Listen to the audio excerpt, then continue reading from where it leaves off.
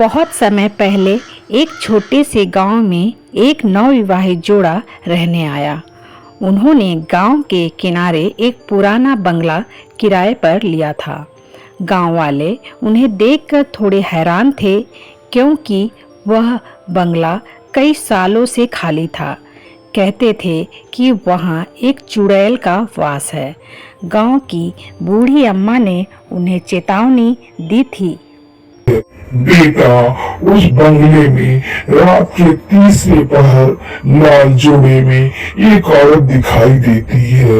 वह कोई इंसान नहीं, एक आत्मा है जो उसे देख लेता है, वह फिर कभी नहीं दिखता। विवाहित जोड़े ने इस बात को अंधविश्वास समझा और ध्यान नहीं दिया।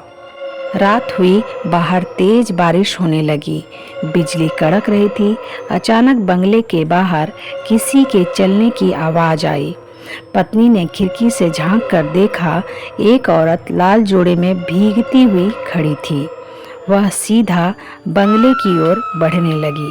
पत्नी घबरा गई। उसने पति को जगाया, लेकिन जैसे ही वह जागा और खिड़की से देखा, बाहर कोई नहीं था। रात के 3 बजे दरवाजे पे दस्तक हुई। ने दरवाजा खोला तो सामने वही लाल जोड़े वाली औरत खड़ी थी। उसका चेहरा अब दिख रहा था, सड़ा गला, आंखें बाहर निकली हुई और होठों से खून टपक रहे थे। वह बोली, मुझे मेरा दुल्हा चाहिए, तुम ही हो ना। पति चीख पड़ा, लेकिन उसके मुंह से आवाज नहीं निकली।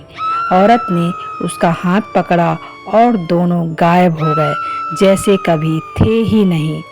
सुबह जब गांव वाले बंगले में पहुंचे तो दरवाजा खुला था। अंदर पत्नी बेहोश पड़ी थी और पति कहीं नहीं था। दीवार पर खून से लिखा था, अब मेरा दूल्हा मिल गया।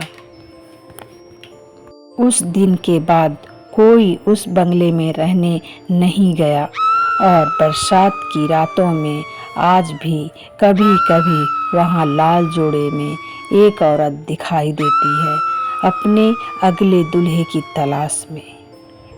इस कहानी से यह सीख मिलती है कि हर जगह का अतीत होता है। अनदेखी करने से कभी कभी अंजाम बहुत खौफनाक हो सकता है।